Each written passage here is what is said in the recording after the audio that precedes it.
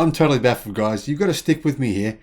Automotive News has been telling us this narrative that, well, there was no demand for Tesla EVs as of November, December last year. Well, now they've come out with this nonsense. Dealers are saying, no, that was wrong. We couldn't keep any stock in our used car dealerships. What's going on here?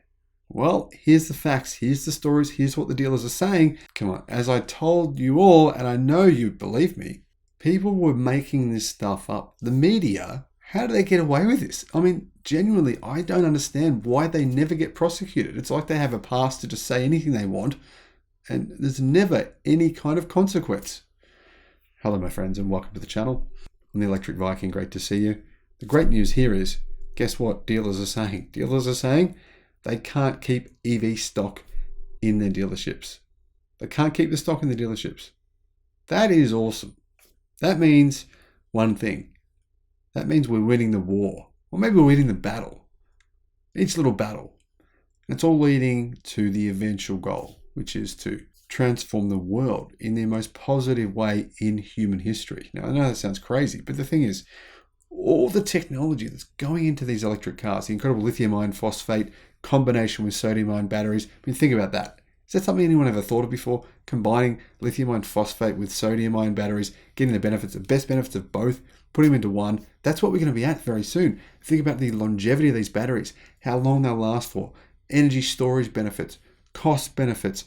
Wow, it's amazing. It's truly mind-blowing. But what's even more mind-blowing than that is the fact that these guys get away with this. The media gets away with spinning this anti-EV, anti-Tesla narrative, which it turns out people are saying is actually false. Dealers are saying they're readying their sales and service operations to handle an influx of used EVs that are going to arrive on their lots. They're saying basically any EVs they get now, they don't have them for very long. They're just sitting in their dealership for a matter of minutes. Automotive News says that as dealers get ready for a surge of older electric vehicles arriving in the used vehicle market in coming years, one challenge many of them think they'll face is simply that there isn't enough supply to meet consumer demand. So dealers are telling Automotive News, and dealers actually pay Automotive News to get services from them. So it's probably the best feedback you can get because this is a company set up basically to serve dealers. And so these dealers are saying, yeah, this thing you're saying about Tesla's EVs not selling, not being demand, they're saying even in the future when there's like millions of them, there still won't be enough for us to sell. Used. We're talking used cars here. They said, we can't keep them, said Danny Papalakos, Director of Pre-Owned Operations at Dealership Group No. 1 Cochrane based in Pittsburgh. This is a dealership group. It's not just one dealer. This is a group of dealers. We can't keep them. When they're on our lot, we sell them so quickly, we can't keep them. With more automakers charting electric paths, dealers are readying their sales and service operations to handle an influx of used EVs that will eventually arrive when all those new models age and permeate auction lanes or return to dealerships as trade-ins. Well, this is what they're hoping. They also are fielding increased interest from shoppers now in buying used vehicles with alternative powertrains, even as they try to understand the potential impact of federal tax credits made available for the purchase of used EVs. Here's the thing, right? As part of the Inflation Reduction Act, with the pool of used EVs qualifying for that tax credit likely to be slim in the near term, experts expect it will take time for the use of provisions to gain traction. This is what's going to happen. I think it was pretty obvious, wasn't it, right? We're going to see an insane number of Tesla vehicles and other EVs as well, but primarily Teslas because they have simply the ability to produce a lot more than other companies do. We're going to see an insane number of them hitting the streets this year, like an avalanche. But at the same time, this will be really good. But think about it, right? There's just not enough used EVs in dealers. They're telling us that. But now that there's a $4,000 incentive to buy used EV, right? And the prices of Tesla new EVs have come down. What does that mean? The residual value of a second-hand one comes down, plus you get a $4,000 discount. This is unreal. Imagine the demand is going to be. Demand is going to be crazy. I've been trying to say this on this channel for months, and a lot of people mocked me. A lot of people said, you just love Tesla. You just want to go on about Tesla. You're just a Tesla fanboy.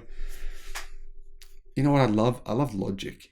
And logic says, right, if one EV is just a little bit better than another, it doesn't have to be a lot better, just a little bit better.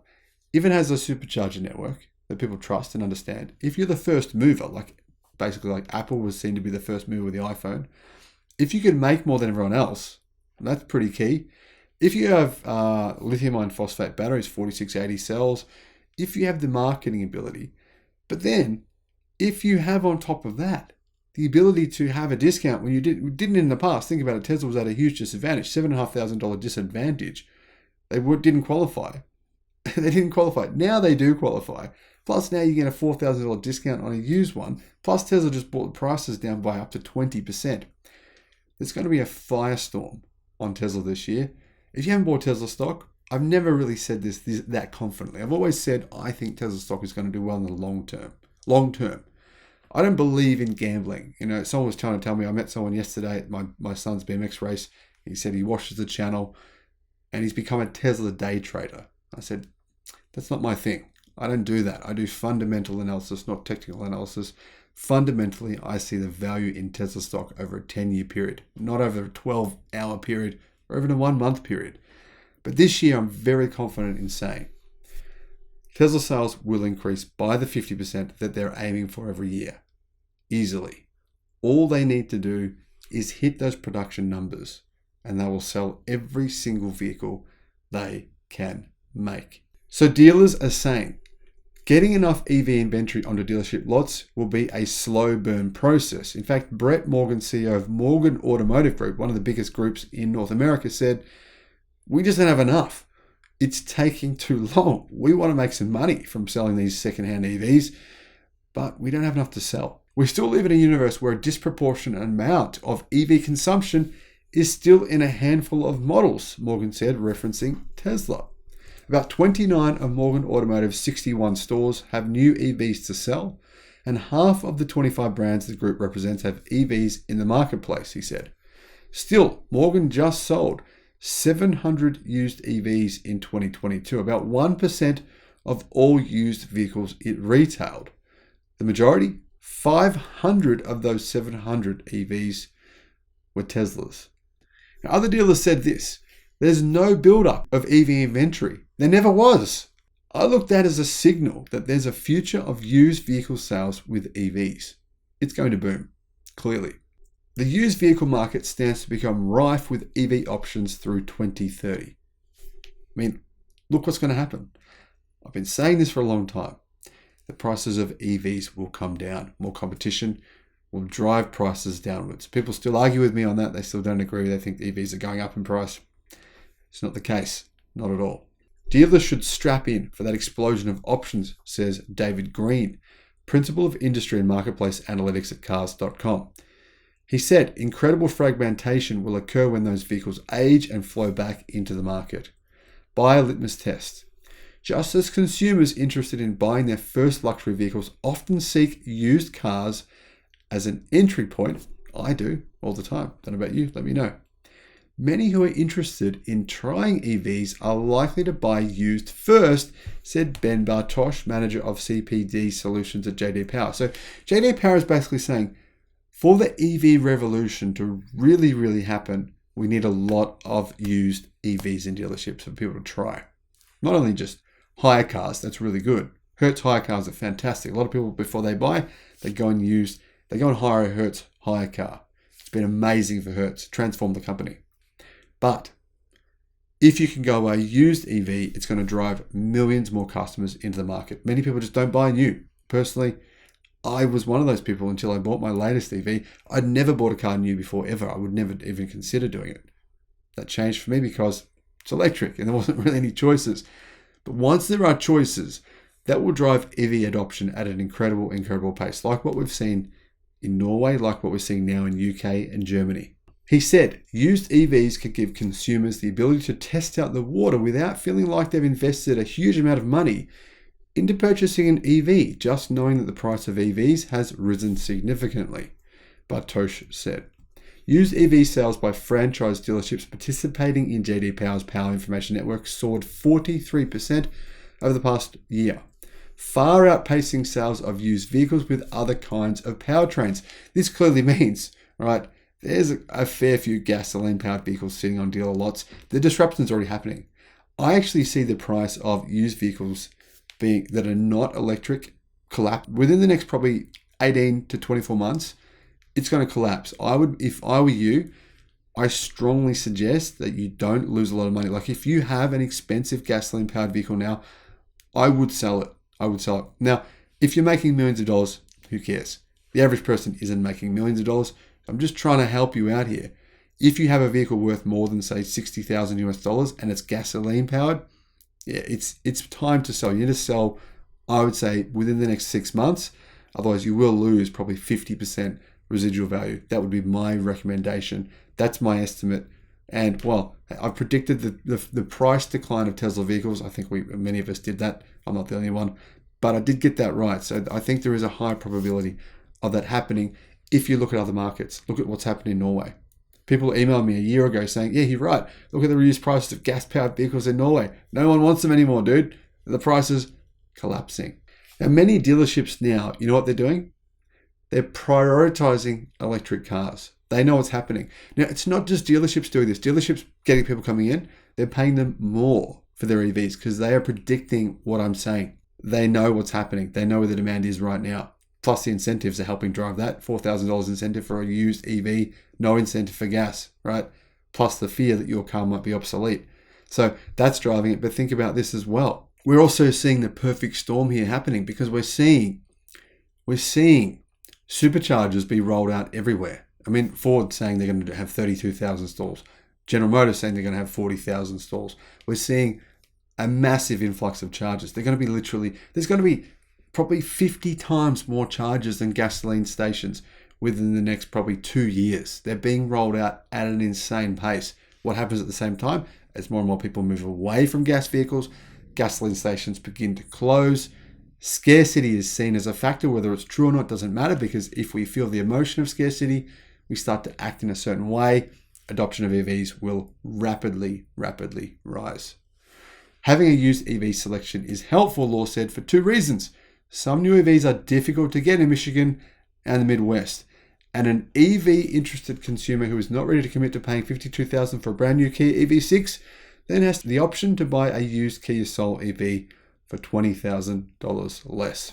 Apparently they get comfortable with that and then they grow into that next step. So what that means is they get comfortable with their more affordably priced used EV, and then they're willing to go and buy a new one when a new model comes out that they like in a year or two. Then they said, being able to get vehicles that are upward of 250 to 300 miles of charge, you're starting to see more and more people start to consider and move toward going to an EV. So for me, in my opinion, I agree. This is the point in which people say 300 miles, that's enough. I don't need any more than that. Now, whether or not you agree with that doesn't really matter, because that's how we emotionally feel. I feel the same way. 300 miles for me, that's pretty much the sweet spot. Now, the other thing dealers are saying to Automotive News is they're saying that they're making more money selling EVs than gas-powered cars. So this is like a cycle, right? It's a cycle of disruption. That's what Tony Seba talked about. Dealers make more money, and this begins to snowball. 2022 saw EV adoption curve get steeper, according to Scott Case, CEO of Recurrent, an electric vehicle battery and range analytics company. Consumers increasingly have done their homework on used EVs, Case told Automotive News. In some instances, they might even know more about the specs of an available used EV than the dealership employee does. That's nonsense. I would say 99% of cases, the customer comes in knowing probably 5 times more than the dealership employee does about the EV. In fact, many cases, the dealership employees know very little. Franchise dealerships that sell an automaker's new EVs get more training, including how to handle, repair, and maintain those cars. But for used vehicle-only selling dealers, whichever used EVs a customer trades in or it's discovered at auction, it can be really hard to know all the different systems and batteries and how to look after them.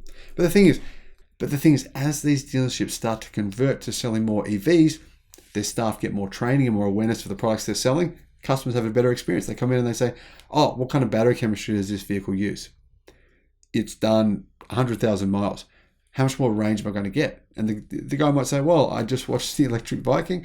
He said this battery is a lithium iron phosphate chemistry. Based on what we're seeing, these batteries will probably see around 40% degradation by the time they hit 500,000 kilometers or 300,000 miles, meaning you've got about 300,000, 400, 500,000 more kilometers to get out of this car.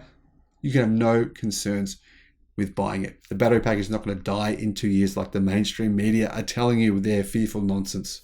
For Brett Morgan and Morgan Automotive Group, this means continual education as employees go through written internal training programs on EV maintenance, charging, and just what they're selling so that they can, well, make the best profit possible for their dealerships. And EV education isn't just limited to the service drive.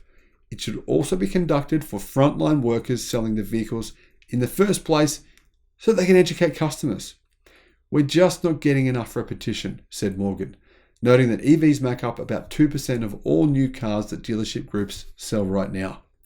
At the end of the day, consumers want to know that on the service side, we're confident in our abilities to handle any manner of repairs with an EV, Morgan said. But I really think it starts at the front of the house. So here's the point. Dealerships want to make money.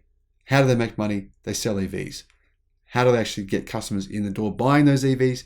They learn about them. They get training on them, and they learn how to service them. That brings those customers back. They buy their second car and their third car from the same dealership. The experience at dealerships will improve drastically as a result, and EV adoption will skyrocket. Right now, 16% of all cars sold in California last year were fully electric. By the end of the year, it was closer to 21%. It won't be long before California hits 50%. Disruption curves happen very, very quickly. This is the future of the automotive industry in the US, in Canada, in North America, of course. We really just need to look at Europe, look at what's happening in China, and we'll see what's about to happen basically everywhere. Thank you for watching.